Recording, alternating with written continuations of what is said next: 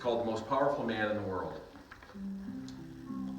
The second grade teacher knew Christmas was quickly approaching and the children in her class would be getting just a little distracted by the holiday that would soon be arriving.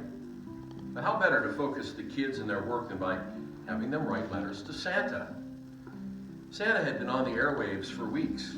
Every afternoon at 4 o'clock, the announcer at the local radio station twisted the dials and tuned the transmitter to pull in the signal from Santa's own private radio station far away at the North Pole. Dutifully every day, Santa read the letters sent to him by girls and boys in town. Letters dropped in the shiny red box at the post office with the huge letters that said, North Pole, special delivery. For the kids in town, there was no other way to get those letters to their proper destination and read on the radio than by dropping them carefully in that box. Everyone in the second grade class knew that hearing your letter read on the radio meant it actually got to the North Pole, and would hopefully mean you were getting everything you asked for. But time was running short. There were only a few broadcasts left. So how would these letters make it in time? Well, pens in hand and colored paper in front of them, the kids went to work on the list of holiday wants. Some tough thinking went into those letters. You know, the traditional hello Santa, thanks for last year. But the difficult task was what to ask for this year. A doll here, a toy rifle there. After a fashion, all the letters were done and bundled together, ready for mailing to the North Pole. But how to get them there in time for the broadcast? How to ensure that wishes would be fulfilled? Well, the teacher knew that one of her students had a father who worked at the post office, and maybe he had some powerful connections. Perhaps he knew how to expedite the long-distance delivery. She told the class that she was going to give those letters to the student whose dad made it his business to get the mail delivered. Letters in hand, with a crowd of second grade bodyguards, the student made his way home and presented his father with the task of getting the class Christmas letters delivered to Santa. Nothing less would be acceptable, or the kids would all be disappointed. He said he'd see what he could do, but time was short, maybe too short.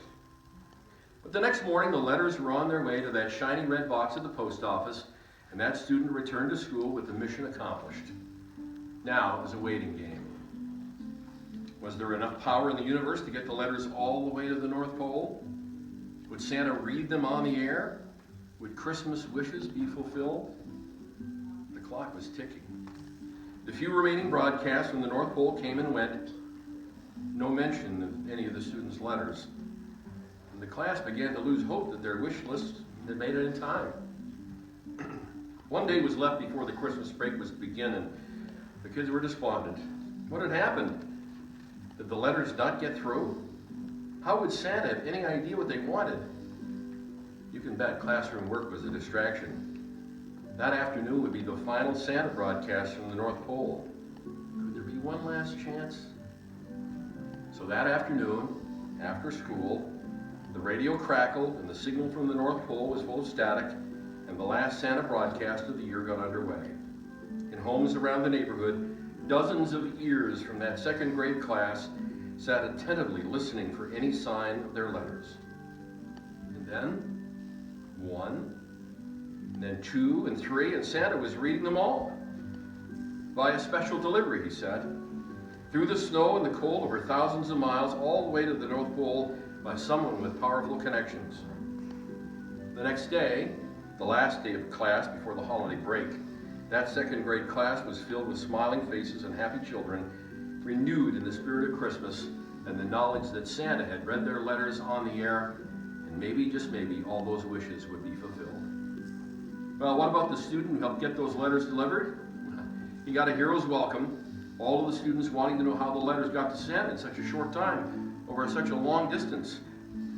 One of the other students summed it up when he said, Brian, your dad has to be the most powerful man in the world. And that Christmas of 1963, my dad really was.